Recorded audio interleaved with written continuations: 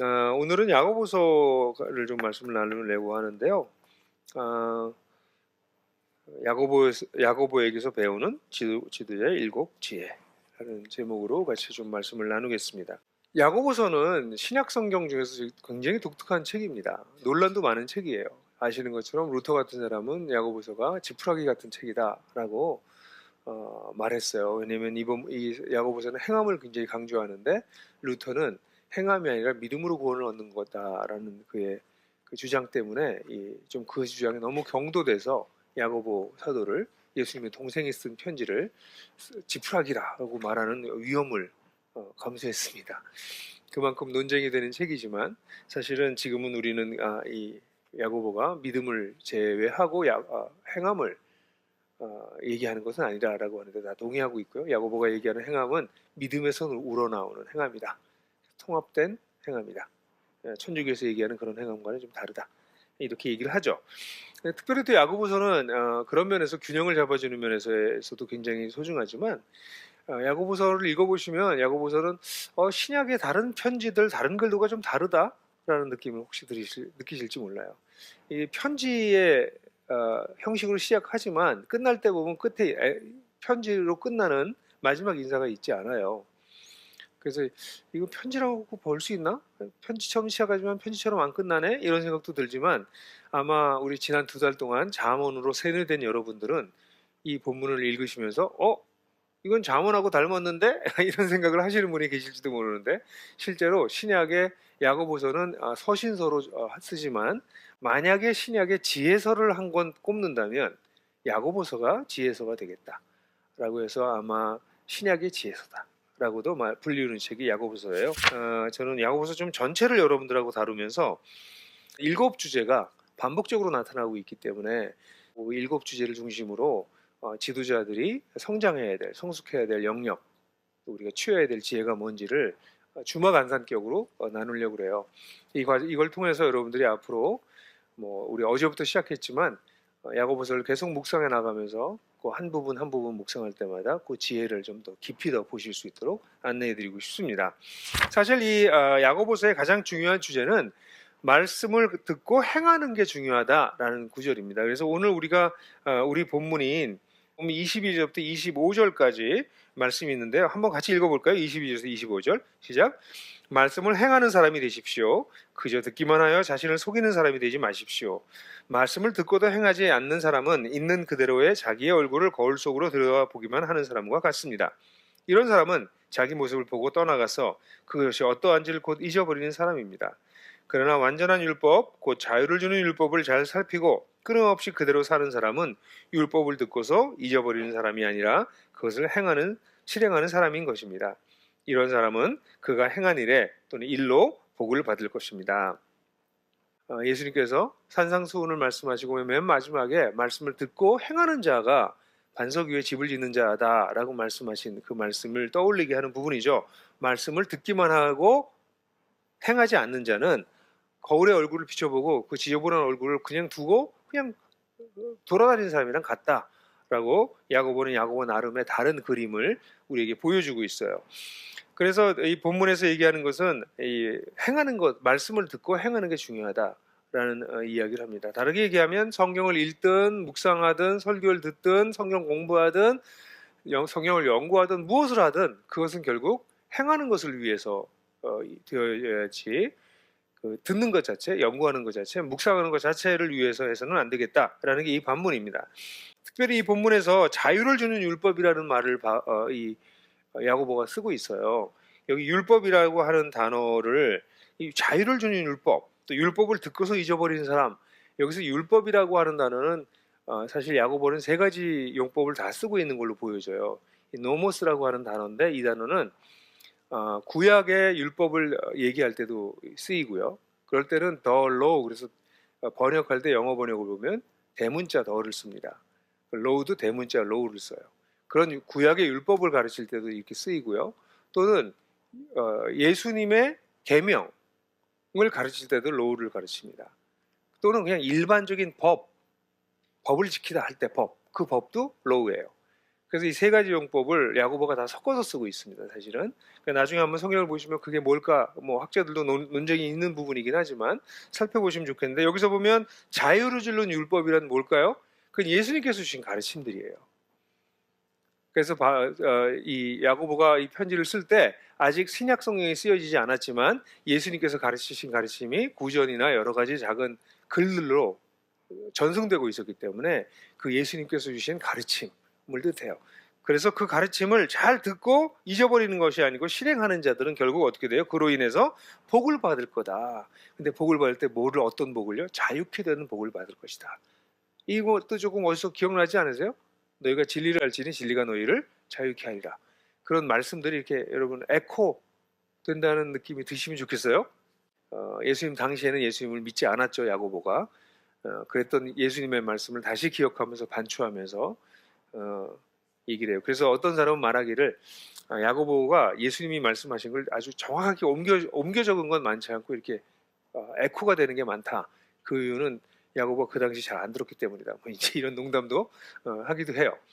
어쨌든 야고보가 나중에 부활하신 예수님을 만나고 회심하고 예루살렘 교회에 굉장히 중요한 지도자가 됐는데, 그렇게 되면서 예수님께서 하신 말씀에 집중했던 것을 보게 돼요.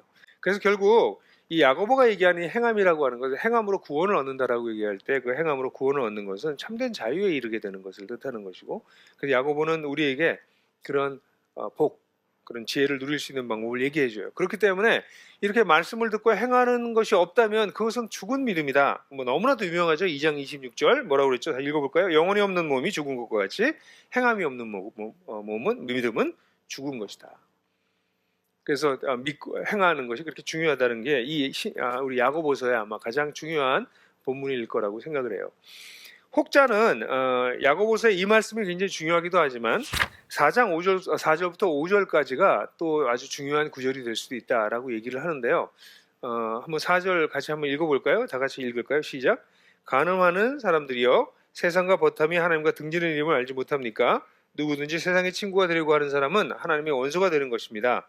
하나님께서 우리 안에 살아계신 그 영을 질투하실 정도로 그리워하신다는 성경 말씀을 여러분은 헛된 것으로 생각하십니까? 여기 사실 여러분들 개역 성경을 가신 분들은 읽으시는 분들은 여기 간음하는 사람들이요 라고 하는 표현이 간음하는 여자여 라고 번역된 걸, 여자들이여 라고 번역된 걸 알고 계실 거예요. 그래서 왜냐하면 여기 간음하는 사람들이여 라고 번역된 이 호칭이죠. 혹격이라고 그러는데 이 호칭은 여성 복수입니다. 그러니까 간음하는, 직역하는 간음하는 여자들이여 라고 번역하는 게 틀린 번역이 아니에요. 근데 여러분들이 이 4장의 앞뒤를 정말 보게 되면 여자들에게 얘기하는 것이 아니라 모든 사람에게 얘기하고 있다가 중간에 갑자기 여자들한테 얘기하는 구절이 나오는 것처럼 보여요. 이 구절은 그래서 대부분의 성경학자들은 또 성경 번역도 여기 간음하는 사람들이요 이렇게 여성을 빼고 일반적으로 바꿔서 영어도 adulterous people 이렇게 번역해요. NIV 같은 경우 보면 그렇게 번역해요. 그렇게 하는 이유가 뭐냐면 구약에서 간음한다라는 것은 하나님을 배교하는 아내이며 신부였던 자들이 하나님을 배교할 때 이스라엘을 여성 같은 모습으로 그렸기 때문에 여기서 간음하는 사람들이여라고, 여자들이여라고 하는 것은 남자 여자를 구별한 것이 아니라 간음하는, 하나님 앞에서 배교하는 자들을 뜻하는 거기 때문에 야고보가 구약의 그런 전통을 그대로 잘 이어받아서 쓴 것이라고 해석을 합니다. 저도 거기에 동의해요. 문맥적으로 봐도 그렇고 전 계속해서 사람들 얘기하다 여자들, 너희들 간음하는 여자들이요. 근데 사실 간음하면 여자만 할 수 없거든요. 간음은 반드시 남자랑 같이 하거든요. 그래서 그렇게 딱 분리해서 얘기할 수도 없는 것이고 논리적으로도 맞지 않고, 그리고 구약적 흐름으로 봐서도 그렇습니다. 다시 말해서 야고보에서 얘기하는 지혜, 야고보에서 얘기하는 믿음이란 하나님께 순결하게 자기 자신을 드리는 것을 뜻합니다. 그런데 하나님께 자기 자신을 드리지 아니하고 세상과 버타는 것, 그러니까 하나님과 세상을 겸하여 섬길 수 없다라는 것이 이 야고보서의 아주 중요한 주제이고, 그래서 두 마음이라고, double minded, 두 마음이라고 하는 단어도 2번 정도 중요한 데서 대목에서 나와요. 마음이 두 마음이 되면 안 된다. 한 마음을 가지고 살 때 그럴 때 어떻게 된다고요? 그렇게 말씀을 듣고 행하여서 온전한 자유에 이르게 된다. 이런 게 이제 야고보서의 말씀이라고 볼 수 있어요. 그래서 야고보서는 그런 면에서 우리 지도자들에게는 굉장히 모든 성도들이 성장하는 데 있어서 중요할 뿐 아니라 지도자들이 그 성숙해서 했을 때 갖게 되는 중요한 덕목들 이야기하고 있는데 그 중에서 한 7가지 정도가 있습니다. 시험, 기도, 언어, 하나됨, 지혜, 세상, 물질, 이렇게 7가지로 나눠서 얘기할 수 있습니다. 야고보 사도가 처음에 우리 성도들에게 이야기하는 첫 번째 얘기는 시험입니다. 그리고 이 시험이라고 하는 주제는 야고보서 전체에 아주 중요한 반복적으로 나타나는 주제예요. 근데 이 시험에 대해서 어떻게 하라고 얘기하냐면 가장 먼저 기뻐하라고 그럽니다. 참 놀라워요. 시험을 받을 때 기뻐하라고 하는 얘기는 바울도 얘기하고 베드로도 얘기하고 모든 사람들이 입을 맞추지 않았을 텐데도 불구하고 너희들이 시험 받을 때 기뻐하라라는 얘기를 초대교회 성도들은 늘 하고 있습니다. 이 부분에 대해서 여러분들 야고보서를 묵상하실 때 좀 깊이 보셨으면 좋겠어요. 왜 시험을 받을 때 여기 보면 그냥 기뻐하는 것도 아니고 더 할 나위 없는 기쁨으로 생각해라, 그것을 그렇게까지 표현하고 있습니다. 왜 그럴까요? 이 시련을 통해서 우리가 perseverance, 인내를 갖게 되고 그 인내는 4절에 보면 온전한 사람이 되는 것이다 라고 얘기하고 있습니다. 여기 아주 중요한 단어가 나오죠. 여기도 완전하고 성숙한 사람이 된다, 4절에 이렇게 표현되어 있는데요. 우리 개역 성경에는 온전하고 구비하여 조금 더 부족함이 없게 된다 이렇게 표현했습니다. 근데 이 온전함이라고 하는 단어가 이 초대교회 성도들의 마음속에 이렇게 박혀 있었어요. 근데 우리는 이 완전함이라고 하는 말을 보고 쓱 지나가지만 이게 쓱 지나갈 수 없습니다. 왜냐하면 산상수훈에서 예수님께서 하늘에 계신 아버지가 완전하신 것처럼 너희들도 완전해라 라고 얘기했던 텔레이오스라고 하는 단어가 초대교회 성도들한테 사도 바울도 그렇고 베드로도 그렇고 야고보도 그렇고 이 온전함이라는 단어를 계속 얘기하면서 우리의 지향하는 바가 이 온전함이다 이렇게 얘기를 해요. 근데 이 온전함이 뭡니까? 우리 풍삼기에서 늘 얘기하는 그 아들의 형상, 그 하나님의 형상, 그 하나님의 형상이 우리 가운데 회복되는 거거든요. 그러니까 우리가 하나님을 닮아가는데 가장 중요하게 역할을 하는 게 뭐다? 시험이라는 거예요. 이거는 오늘날 시대에서는 전혀 발견할 수 없는 사상입니다. 오늘날은 어려움을 피해 가려고 합니다. 이 환난이나 이런 핍박이나 이런 시험이나 이런 건 관두고요. 불편한 것조차 감수를 안 하려고 그래요. 저는 이 시대를 바라보면서, 오늘날 시대를 바라보면서 정말 신앙생활하기 어려운 시대다. 핍박과 고난은커녕 불편조차 감수를 하지 않으려고 하는 것이 우리 시대의 사람들입니다.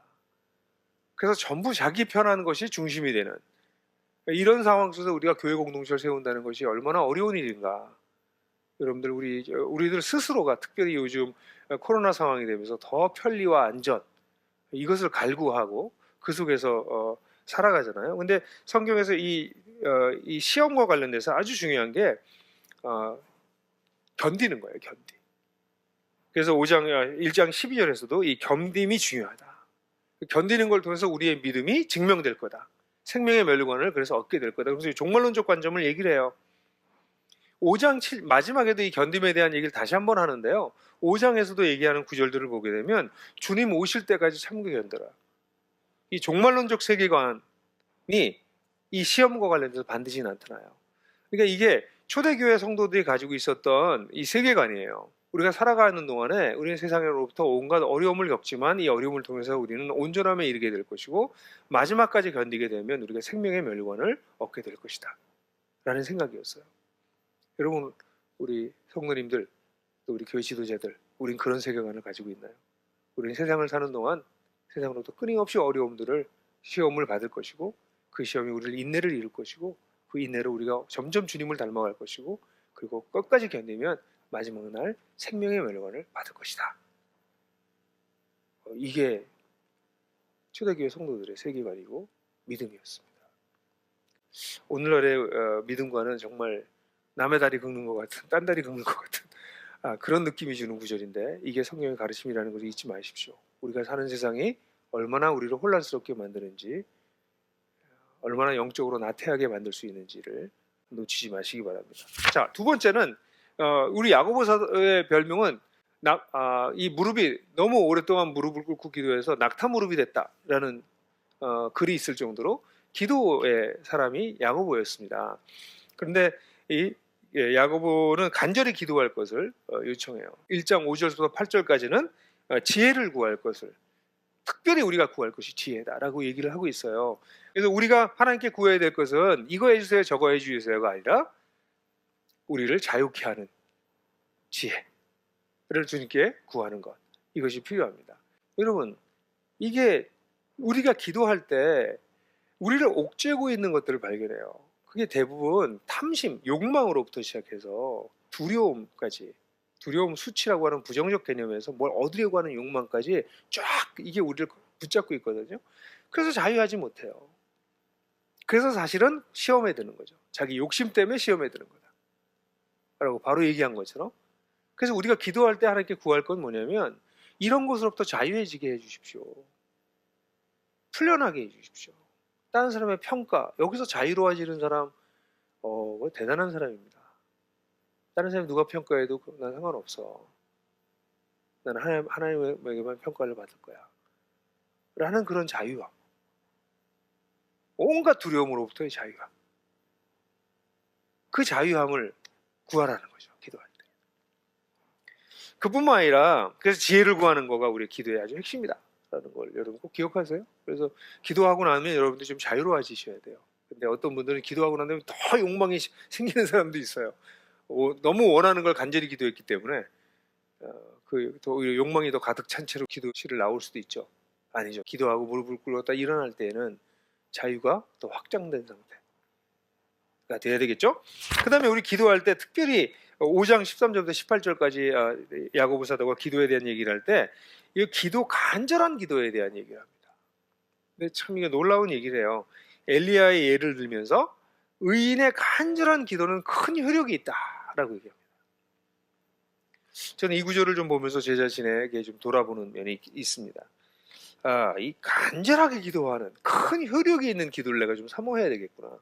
의인의 간절한 기도라는 표현이 제 마음에 확 와닿았어요. 효력이 있다.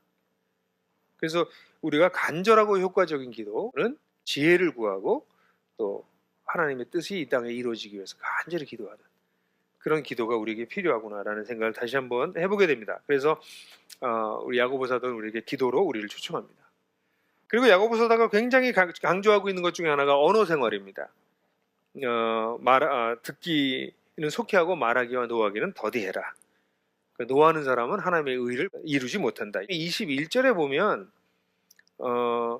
그 말씀의 중요성을 얘기해요. 여러분 속에 심어주신 말씀이 여러분들의 영혼을 구원할 능력이 있다라고 얘기를 하고 있습니다.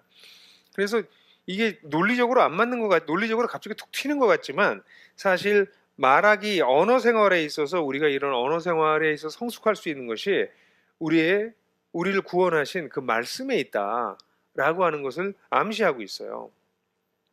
그리고 난 다음에 다시 26절에 되면 경건과 혀를 다스리는 문제를 다루고 있습니다. 그래서 우리의 그리스도인의 언어 생활은 처세술이 아니고요.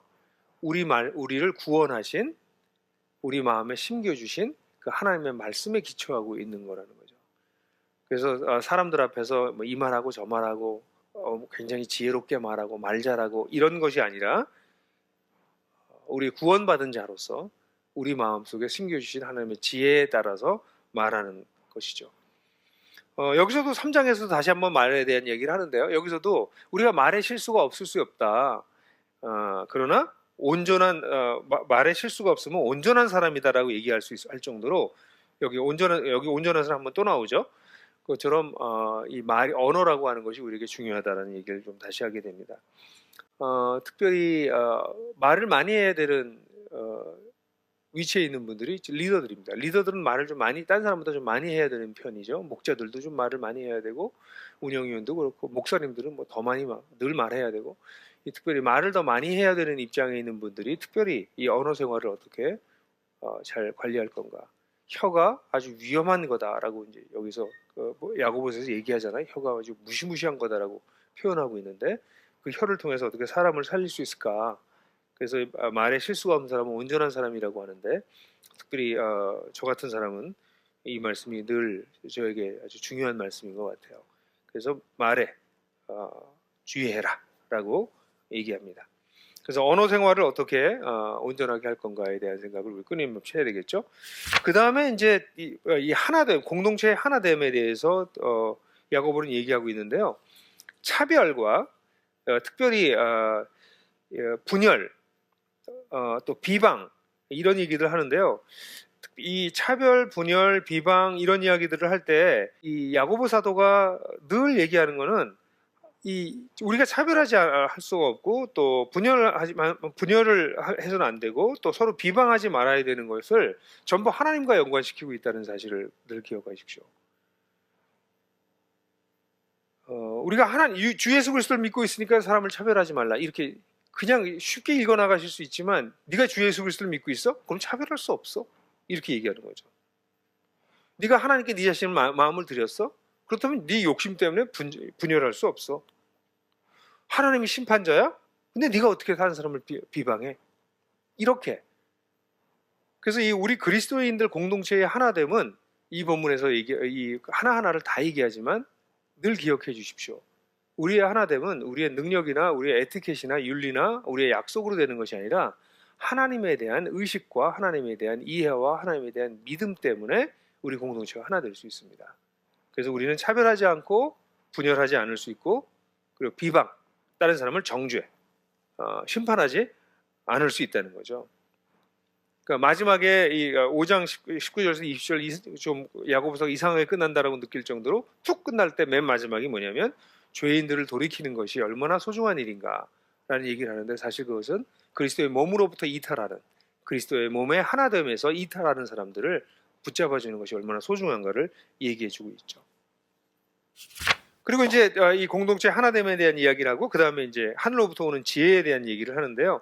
이 지혜에 대한 얘기들이 여러 번 나옵니다. 위로부터 오는 지혜라고 주로 얘기하고 있어요. 위로부터 오는 지혜와 그리고 땅에서 오는 아래부터 오는 인간의 욕심으로부터 오는 지혜를 구별하고 있는데 이 구별하고 있는 것에 여기서도 또 진리의 말씀을 우리를 나와주셔서 우리가 피조물의 첫 열매가 됐기 때문에 지혜를 얻을 수 있다라고 얘기해서 또다시 윤리를 얘기하는 것이 아니라 우리 존재가 바뀌었기 때문에 우리가 지혜를 누릴 수밖에 없다는 얘기를 해요. 그래서 이 야고보서는 잘못 읽으면 행동 강령을 읽는 것 같지만 조금만 주의해서 읽게 되면 그런 행동이 나올 수밖에 없는 진리를 끊임없이 야고보는 얘기하고 있습니다. 어떤 사람들은 야고보서를 읽으면서 어떤 신학자들은 야고보서에는 별로 신학이 없다 이런 얘기를 하는데 저는 그런 글을 쓰는 걸 보고 깜짝 놀랐어요. 아니 어떻게 해서 야고보에 신학이 없어? 자세히 보면 이런 중요한 행동 강력 뒤에는 하나님에 대한 지식, 하나님에 대한 의식이 밑에 계속 깔려 있거든요. 신학이 없다고 절대 말할 수 없는 것이 야고보서입니다. 그래서 야고보서를 보게 되면 하늘로부터는 지혜를 계속해서 얘기하고 있고요. 이 지혜가 결국은 평화와 관련된다는 얘기를 굉장히 강조하고 있어요. 3장 18절 같은 경우엔 평화를 만드는 것이 하늘로부터 오는 지혜의 결과다는 식으로 그림이 순결, 평화, 친절, 온순, 자비, 선한 열매, 편견도 없고 위선도 없다. 그리고 평화를 만드는 것이 얼마나 소중한지 3장 18절에 결론적으로 얘기하고 있습니다. 그래서 하늘로부터 오는 지혜가 그런 것이다. 우리 특별히 지도자들은 지도자 그룹에서 어떤 회의를 하거나 어떤 같이 이야기들 나눌 때 이 평화가 깨어지는 것에 대해서 굉장히 민감할 필요가 있습니다. 모임을 하다가 회의를 하다가 이 평화가 깨진다라고 느낄 때 그때 스톱하는 게 굉장히 중요합니다. 또는 그 평화가 깨진 지점에서 그 흔들리는 분, 마음이 상한 사람의 내면을 잘 들여다봐주고 좀 기다려주는 거 이런 거 굉장히 필요한 것 같아요. 어떤 때는 거기서 스톱해야 됩니다. 이야기를 더 진전하면 안 됩니다. 거기서 스톱. 쉽진 않죠. 그래서 우리 옛날에 우리 나들목교회 시절에 가끔 그런 것도 해봤는데요. 회의하다가 너무 히끅되면 종을 치는 누군가. 그럼 무조건 3분 침묵. 이런 페이커 교도인가 그런 데서도 그렇게 한다는 얘기를 들었는데 그것도 좋은 방법입니다. 우리가 왜 우리가 이거 하고 있는지 우리가 하나님 앞에 있다는 것을 다시 한번 확인하기 위해서 가운데 종을 놔두고 누구든지 우리가 하나님의 임재를 놓쳤다고 생각하면 그 종을 치는 이런 것들도 좋은 특별히 어려운 주제를 논할 때는 참 좋은 자세가 아닐까 싶어요. 그래서 하늘로부터 오는 지혜가 그런 지혜다. 그 다음에 이제 영적인 싸움에 대한 얘기를 하죠. 아까 얘기했던 것처럼 이 가늠하는 사람들이여가 여자가 아니라 하나님 아내와 신부로서의 이스라엘의 배교를 암시하는 그런 말씀인데 우리는 하나님과 세상을 동등되게 섬길 수 없다. 여기 특별히 질투하는 하나님에 대해서 4장 5절 6절에서 질투하시는 하나님에 대해서 야고보가 이야기하고 있는 것을 기억하십시오. 그러면서 하나님께 복종하고 악마를 물리쳐라. 7절 같은 경우에 보면 submit, resist. 우리가 하나님에게는 절대 복종, 사단에게는 저항. 이것을 해야 된다. 그럴 때 우리가 세상과 싸워서 이길 수 있고 그러면서 하나님께 더 가까이 나가는 것, 점점 가까이 나가는 것이 우리 크리스천의 라이프다. 8절 같은 경우에. 그리고 9절에서 두 마음을 품는 것을 다시 한번 이야기합니다. 마지막으로 이제 이 야고보서에서 중요한 건 물질적인 부분인데요. 이 물질적인 주제가 굉장히 중요하기 때문에 굉장히 큰 부분, 어떤 면에서 지면으로 보면은 굉장히 가장 긴 지면을 할애한다라고 느낄 정도로 물질에 대한 얘기를 많이 합니다. 맨 앞에도 1장 9절부터 11절까지 비천한 자, 낮은 자, 가난한 자와 부자를 비교하고 있고 4장 13절서부터 교만하고 허망하게 부를 계획하고 우쭐대는 그런 자세에 대해서 얘기합니다. 이것도 세상하고 너무너무 달라요. 우리의 오늘날의 세상은 영끌을 해서라도 부를 축적하는 것이 미덕인 것처럼 보여지는 세상이 되었고, 제가 들어보니까 어떤 교회는 모여서 뭐 소그룹을 하면 밤낮 주식 얘기하고 뭐 비트코인 얘기하고 이런 거 한대요. 제가 여러분들한테 말씀드리면 가정교회에서 그런 얘기를 하는 가정교회는 진짜 육에 속한 가정교회입니다. 하지 마십시오. 그건 딴 데 가서 하십시오. 그러니까 어떻게 해서 돈을 벌까? 그런 얘기를 하는 것에 대해서 이 본문에는 뭐라고 그러냐면 그건 하나님께 달린 거다. 네가 이 일을 하든 저 일을 하든 하나님께 주신 열매가 중요한 거다라는 얘기가 5장의 얘기입니다. 그러면서 그래서 4장 15절 같은 경우에 부를 얻는 것은 하나님께 달린 것이고 넌 열심히 살아라 이렇게 얘기했는데, 오늘날은 열심히 사는 게 아니라 부를 얻기 위해서 모든 것을 집중하는 세상이 되어 있어요. 그러니까 이런 얘기를 하면 막 화를 내요. 어떤 사람은 당신은 먹고 살만하니까 그러지 뭐 이렇게 얘기해요. 이 세상에 지금 이 부를 누리지 못하면 분노하게 만드는 세상 속에 지금 들어가 있어서 이런 얘기를 하지도 못하게 만들어요. 이게 당연한 건데 그걸 무슨 그런 소리를 했어요. 뭐 이런 분위기가 우리가 살고 있는 세상입니다. 그래서 이 비즈니스를 할 때도 하나님의 뜻을 묻고 해라. 이게 하나님의 뜻인지, 이게 돈을 버는 일이냐 아니면 하나님의 뜻인지를 물어라. 사장 공부하실 때 비즈니스 하시는 분들 특별히 잘 보시기 바랍니다.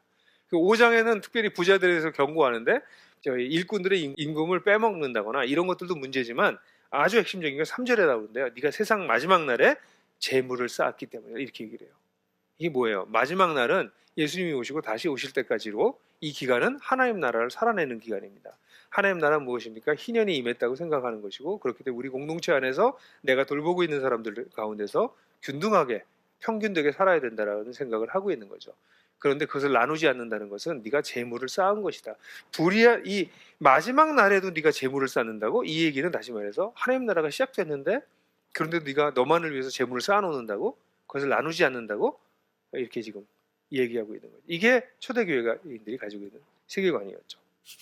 자, 여러분, 저는 사실 오늘 말씀을 준비하면서 이 짧은 시간에 7가지를 어떻게 얘기하나 싶었는데 그래도 아슬아슬하게 했습니다.